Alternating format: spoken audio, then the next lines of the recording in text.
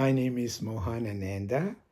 I've been talking about starting a business, and I have made a number of video clips, and I have a lot of viewers asking a number of questions. And I've been trying to address one question at a time. And I'm going to address one new question today. Uh, it's about customer acquisition. Uh, they want to know what does it mean by customer acquisition and how that really helps the company. And as you all know, customer acquisition is a key integral part of growth of the success of the company. And basically what it means is uh, it's the process of finding and persuading customers to buy your product in a way that is both measurable and repeatable. That's the kind of a classic definition of customer acquisition. Now, uh, it's very important to look at the rate of acquisition. The rate of acquisition is really the rate of customers acquired in a period and the period. That means you take the total customer acquired during a certain interval of time and divide by the interval. And you want to maximize that. You want to increase that. Um, there are several channels to use to acquire the customers. Uh, I just enumerate few of them so that you understand how it is being done. Uh, the first one is like content marketing. So people have to know what your product or service is. That has to be marketed. And there is a search engine optimization tool which you can use to market acquire the customers. And of course, there is social media, email marketing, referral program, uh, paid advertising, business partnership, um, lead generation sites. So you use lead generation to get the message across. And business partnership create brand awareness. The brand awareness is creating brand. In a sense, maybe you have to advertise, or you have to uh, get some newspaper article about your product. I mean, somehow or other, people have to know. And then, of course, uh, offer deals and promotions. That promotions will kind of get the message to the customers. And participate in trade shows.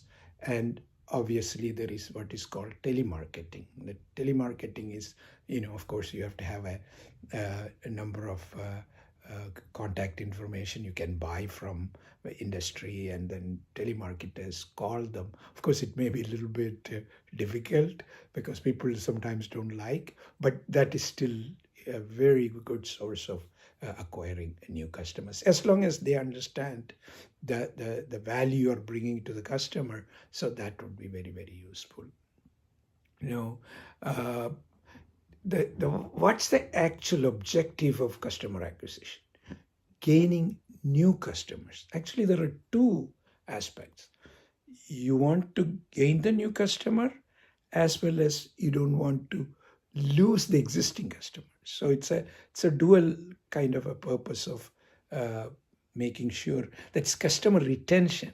See, once you acquire the customer, we talked about some time back what's called churn rate. Customer go away, but you don't want that to happen that much. So it's not only new customers, the retention is also extremely important. There is what is called the customer acquisition cost. So you have to have a budget, based on your overall goal. And customer acquisition cost is the ratio of cost of sales and marketing. So you have a budget, and the number of new customers acquired. So you want to make sure that the unit cost of acquiring a customer to be as low as possible. If you say $100,000 you're spending, and that reaches you 1,000 customer. So now you're talking about it is costing you $100 per customer. So you need to be aware of it, and you have to have a clear budget and plan accordingly to get the most number of customers for the least cost. Of course, it's easy to say, but there are certain rules of thumb people use based on experience, and you can, kind of model based on that, but that needs to be done. And there is what is called the customer acquisition strategy. And customer acquisition strategy is really best mix of media and engagement tools. I mean, that's the how the information has to be made available to the customers, so that they know. First they have to know you before they become your customer. So that's you use as much media as possible. Of course, sometimes you have to pay for the media, but you can also kind of get free media, and other marketing. Of course, marketing includes advertisement and things like that. And then you also use what we call lead generation and product offers. Lead generation is certain incentive. Then the customer you can kind of try to uh, uh, bring them to your set of customers. That's a process from the lead generation. Then to gain new customers through targeting them and reaching them through online and offline customer journeys. That's the strategy. So some or other, you have to come up with an online strategy and an offline strategy and acquire the customer. Now, uh, there are additional customer acquisition efforts you can use, and some of them are like choose the right acquisition channel. See, that's very important, because there are so many acquisition channels are available, and you have to use the one which is appropriate for your product or your industry, your market environment. And so you can do, of course, you have your own website, and you can improve the website, and so that people kind of understands what you're offering. And another way is email engagement. That means you have to send emails to many customers in those category and see whether they get the message. So the key is to reach the customer, and they know that you exist and have a product which is really valuable to them. So even though you have a great product, if they don't know, the customer will not come to you.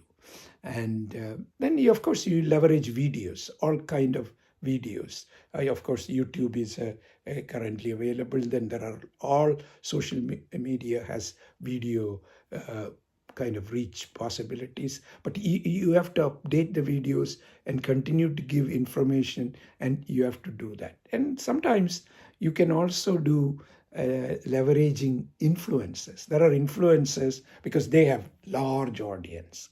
I'm assuming, Lady Gaga or other. I mean, I'm not saying that one should go directly to them, but there are influencers, and typical to your product related influencers. You reach out to them and engage them and use their contact to get the message across. And of course, you have to do what we call a host giveaway program. Give certain things out, freebies. I mean, it is more like incentives to bring customers to you. And also come up with referral programs, because there are other companies or other people who have certain business relationship. So you tell them, okay, you refer somebody to us, then you get a share or whatever referral fee associated with that. So for example, many times if you reach an employer, and the employer will say that, okay, all employees, if you bring this people to use the thing, you will get an incentive. So there are several referral programs, that should be explored, and together one should create that marketing program. And of course, there is very important to create brand, and also create a client base. That is primarily, the brand is primarily for retention purpose. That means once you have the brand, the existing client will continue to be there. So brand creation and retention of a existing client base is important. It's part of like a customer loyalty program. Loyalty program meaning if you are a continuing customer, you use, so you get some incentive. So loyalty program is another to retain the customer rather than acquiring the new customer. But the two parts is new customer and retain the customer, because as I said earlier, you want to minimize or reduce the churn rate. Churn meaning you lose the customer. And the key reason for all these things is to not only retain the customer, to become better on the return on investment. So you have a budget. So that budget, as we talked about, how many customers you're bringing in and retain is a measure, and you want to increase that going forward. So that's an important item from a financial point of view. And there are customer acquisition companies. That's their job. So you have to get their advice and hopefully retain them, and they will bring various type of the new fans or new readers of your message, and that will give you the leads, and then you can go in. So using outside companies is a viable venue. That there are experts. That's what they do, and we should use them and to see how you can leverage them. Of course, there is a cost associated with that, so you have to have a budget. Again, the budget. You should allocate certain amount and look at how much they are bringing, and based on that, you can either spend more or not spend. And of course, this is based on the type of company you are in, type of product you have, because these so-called customer acquisition companies they don't do everything for everybody. So they have a special kind of expertise. So you should have the right type of people to come in and take advantage of them. And again, the good customer rate. This is a measure. A good customer rate is based on what we call a relationship to lifetime value of the customer. This is a jargon used in the industry, lifetime value or LTV. The lifetime value meaning, once you get a customer, they stay so much time, or whatever the time they stay with you or they use your customer, there is a value associated. We can estimate that. The customer acquisition cost has to be related to lifetime value.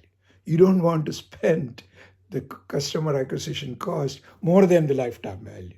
For example, if a customer lifetime value happened to be $1,000, obviously, if you spend more than $1,000 to acquire the customer, then you're in the wrong business.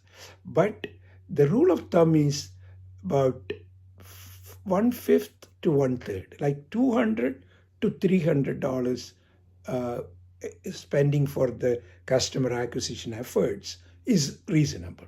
That means if a lifetime value is 100,000, then you can spend 1/5 of it, or 1/3 of it. It's a function of the lifetime value of the specific customer, and it is also a function of the industry you are in. So that's something should be really recognized. And the steps really are in the customer acquisition area. Of course, first is acquisition, and second is conversion, meaning You find the customer and convert them into your customer. That's a second part. And the third is retention. That means you keep them as long as possible. And the last one, or it's very important, is the customer loyalty to you. That's why they last longer. So you have an acquisition, you have conversion, then you have retention, and then you have loyalty. So that's the basic kind of a summary of the customer acquisition program. But of course, it is function of each company in their market product. They should have a very good goal, and the management have to have a separate team to continue. This is an ongoing effort. You can't stop because you have to continue to acquire customers as you grow. But of course, once you're really well known, the customer acquisition happens by itself because people will come to you rather than you go to them. But that will take some time. So this is kind of just a summary of the path one should take, and I will be happy to address any other questions or any related questions, and you can contact me at mohanananda@gmail.com. Thanks.